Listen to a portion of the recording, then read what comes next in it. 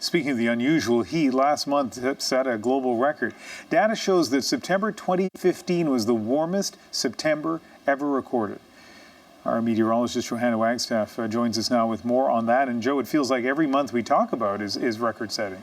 Yeah, and that's right, Ian. We have talked about it every month. This is the 5th consecutive month a global temperature record has been broken. And this month, in fact, September, was the warmest month ever recorded since records began back in 1880. Now, the immediate cause, along with a warming globe, is El Nino. We're headed into a very strong El Nino event, and that releases an enormous amount of heat from the ocean into the atmosphere. But we're pretty much guaranteed, as we head into the last couple of months, that 2015, 2016 will be the warmest record ever around the world for warmest temperatures, Ian. And speaking of El Nino, tell us about more about the likely impact on winter. Well, we are definitely heading into a strong El Nino now, and the impacts affect weather patterns all over the world. For Canada, usually splits our jet streams, leading to warmer temperatures across the west.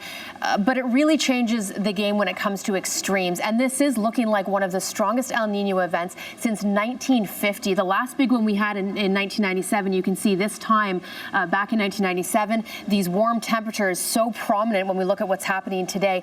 I want to show you a variety of pictures across North America this year. It has been a wild year for weather, and the worry is as we head into an El Nino, into uncharted territory, we might end up seeing areas that saw record snowfall this winter replaced by historic warmth.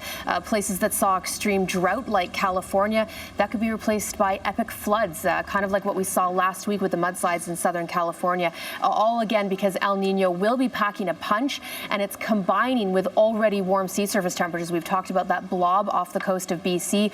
We don't know what already warm waters will do with a strengthening El Nino. But one thing's for sure, Environment Canada, National Weather Service, AccuWeather, an independent agency, all releasing their winter outlook for North America.